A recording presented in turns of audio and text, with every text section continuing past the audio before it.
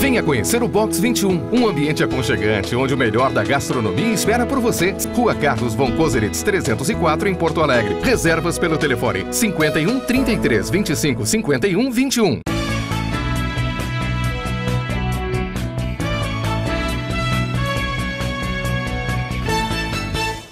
Três candidatos. E antes do programa tu disseste, nós não temos candidato de direita, nós só temos candidato de esquerda. É um negócio. E explica por que nós só temos candidato de esquerda, porque tem gente que está achando que um candidato é de direita, que ele não é também, né? Isso é muito de análise individual e um pouquinho de você conhecer a história desses candidatos todos. Então, a gente tem diversas histórias. Tem a história do Serra, por exemplo, que evidentemente junto com a Marina e junto com a Dilma e um pouco menos com os outros candidatos, que não somam aqueles 1% para estar figurando aí adequadamente nas estatísticas, é um homem sério, é um homem comprometido e não dá para dizer que a Dilma seja diferente, muito menos que a Marina seja diferente. Mas o Serra é um homem de esquerda, ligado a CEPAL. CEPAL, traduz aí para o pessoal. CEPAL é um grupo de economistas da América Latina que sempre falou sobre políticas econômicas não ortodoxas, que foram as políticas que estragaram esse país e que estragam os países da América Latina. Né? Não seguir a cartilha. A cartilha, antes a gente brigava com o FMI, eu lembro que no tempo de estudante eu era contra o FMI, não sabia direito o que era, mas era contra. E hoje a política do Lula é a mesma política do FHC, que era de esquerda, mais à esquerda que o próprio Lula, e que fez uma política totalmente ortodoxa. E olha no que deu uma política econômica ortodoxa. O país hoje vive as mil maravilhas, enquanto o mundo está numa complicação dura. Mas o Serra é vinculado à CEPAL, que pensa nessa visão econômica muito mais à esquerda do que o próprio Lula. O Lula, evidentemente, é um indivíduo à esquerda. Só que o Lula não é candidato. Quem é candidato é a Dilma. E quem é a Dilma? Que história tem essa mulher? Ela não tem história. Mas o marketing está mostrando uma mulher, uma mãe, uma ex-esposa, coisa que ela nunca foi. Ao menos à vista da população. E você tem a Marina, que não tem história nenhuma política. Então, nem Dilma, nem Marina tem história política. Tem coisas políticas relevantes ou alguma vez gerenciaram alguma coisa. Só o Serra gerenciou.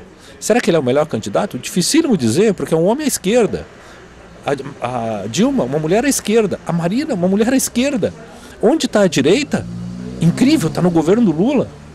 Com Sarney, aliado do Lula, com Collor, aliado do Lula, com toda a camarilha de São Paulo, da direita de São Paulo, aliado ao Lula. Vai entender essa eleição, né? E vai entender esse país. É um negócio muito interessante, né?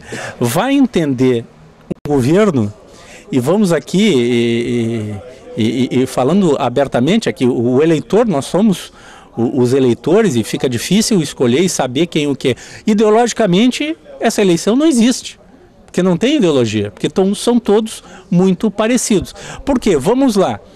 A direita que governou o país na ditadura militar se aliou no Fernando Henrique Cardoso e continua aliada no governo do Lula e certamente ficará aliada. Então, falamos dos dois principais players, que é a Serra e Dilma. Então, estão aliados nas bases ou anterior, FHC, ou na atual, que é Lula ligado a Dilma. A Marina seria a única que não teria esta ligação com quem fez parte do governo na ditadura militar. Mas é esquerda, é tudo esquerda. É tudo esquerda, não tem ninguém direita aqui. Não dá para professar um credo de direita. Talvez o mais à direita de todos nós aqui, de toda essa estrutura, seja o governo Lula.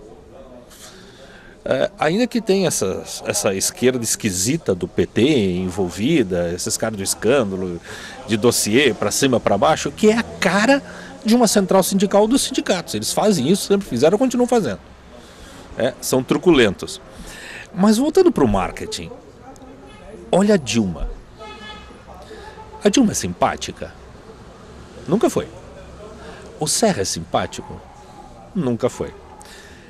O Serra se arvora em amigo do Leonel Brizola, que já morreu. Não dá para se defender.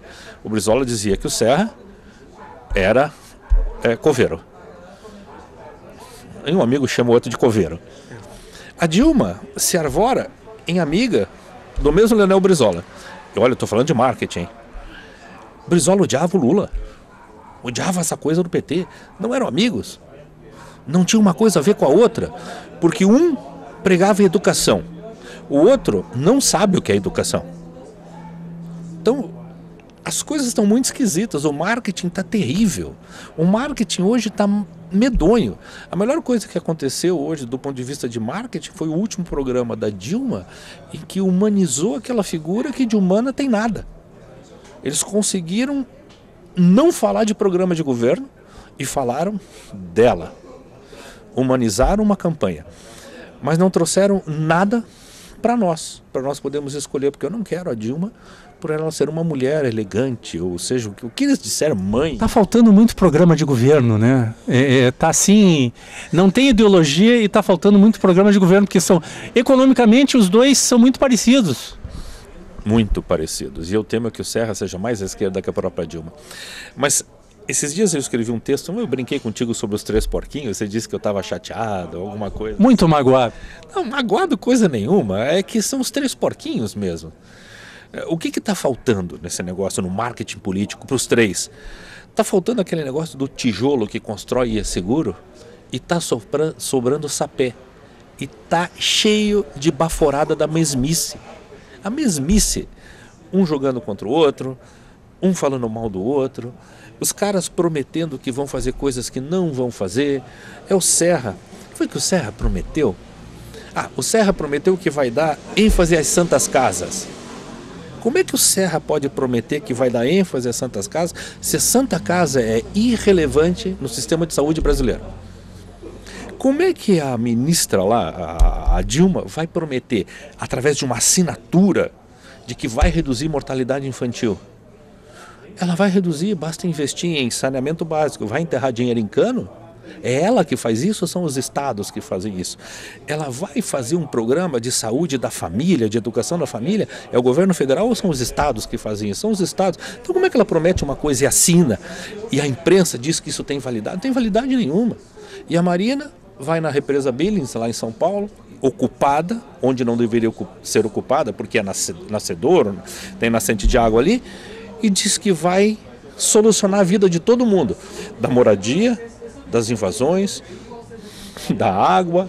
Ela não vai, porque não há uma política, não há um programa de governo em nenhum dos 3. Então o marketing político hoje sofre com o mal que os partidos sofrem. Não há programa, não há diretriz e não sei, tá realmente difícil. Para marqueteiro eu posso imaginar que seja um inferno hoje. Bom, o Lorival é um negócio muito interessante de a gente perceber. No Brasil, enquanto em outros países, está bem dividida a fronteira entre a ideologia e o pensamento de um partido político, de uma corrente política e outra corrente política é bem definida, como aqui. Os gremistas e os colorados, no Rio Grande do Sul, está bem definido. Né?